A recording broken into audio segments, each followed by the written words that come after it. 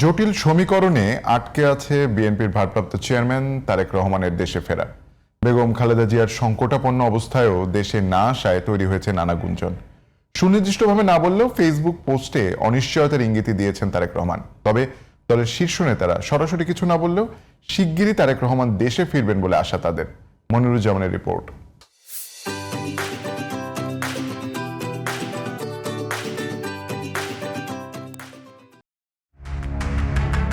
১/১১ সরকারের সময় রাজনৈতিক প্রতিহিংসার শিকার হয়ে দেড় যুগ আগে দেশ ত্যাগে বাধ্য হন বিএনপির ভারপ্রাপ্ত চেয়ারম্যান তারেক রহমান।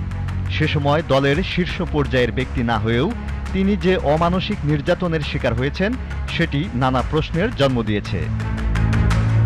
২৪-এর গণ অভ্যুত্থানের পর দেশের রাজনীতিতে অনেক কিছুর পরিবর্তন হলেও তারেক রহমানের দেশে ফেরা নিয়ে অনিশ্চয়তা কাটেনি। এমন পরিস্থিতিতে পুরাতন প্রশ্ন আবার ঘুরপাক খাচ্ছে, তারেক রহমান কি ষড়যন্ত্রের শিকার? কারণ শুধু বিএনপি নয়, পুরো দেশের রাজনীতি ঘুরপাক খাচ্ছে তাকে ঘিরে। নিজের ভেরিফাইড ফেসবুক পেজেও তারেক রহমান ইঙ্গিত দিয়েছেন জটিলতার। যদিও বিষয়টিকে স্পর্শকাতর উল্লেখ করে স্বদেশ প্রত্যাবর্তনের সুদীর্ঘ প্রতীক্ষার অবসান হবে বলে আশা প্রকাশ করেছেন তিনি।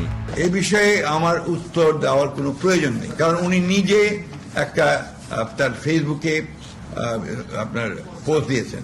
রাজনৈতিক বাস্তবতা ছাড়াও মায়ের সংকটকালে তারেক রহমান দেশে ফিরতে না পারায় গুঞ্জনের ডালপালা ছড়িয়েছে অনেক দূর।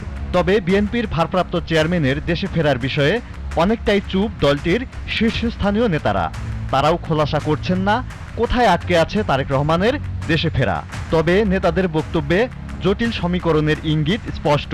বাংলাদেশের রাজনীতি এবং সব মিলিয়ে দলের আরও নেতৃবৃন্দ আছে, সবার পরামর্শক্রমে ওনার যখন উপযুক্ত সময় হবে তিনি আসবেন। বিএনপির ভারপ্রাপ্ত চেয়ারম্যান তারেক রহমানের দেশে ফেরা নিয়ে অন্তর্বর্তী সরকারও নাকি আন্তরিক। তবে তাদের সেই আন্তরিকতা নিয়ে প্রশ্ন উঠেছে ট্রাভেল পাস ইস্যুকে কেন্দ্র করে। পাসপোর্টের পরিবর্তে ট্রাভেল পাস নিয়ে কোনো প্রতিক্রিয়া জানানো হয়নি বিএনপির পক্ষ থেকেও। পাসপোর্ট থাকে না বা মেয়াদ উত্তীর্ণ হয়ে যায়, তখন কেউ যদি আসতে চান তাহলে তাকে আমরা ওয়ান টাইম পাস একটা দিয়ে দিই আর কি, একবার দেশে আসার জন্য। তো এটা দিতে একদিন লাগে। কাজে এটা উনি যদি আজকে বলেন যে উনি আসবেন, আগামীকাল আমরা এটা দিয়ে পরশুদিন উনি প্লেনে উঠতে পারবেন। সব পক্ষই তারেক রহমানের দেশে ফেরা নিয়ে আন্তরিক হলেও সেটি এখনো সম্ভব হয়ে ওঠেনি। ফলে রাজনীতিতে মাইনাস ফর্মুলা কার্যকরে দেশি বিদেশি অদৃশ্য শক্তি আবারও ভূমিকা রাখছে কিনা সেই প্রশ্ন ঘুরপাক খাচ্ছে রাজনীতির মাঠে। Moniruzzaman, GTV news, Dhaka.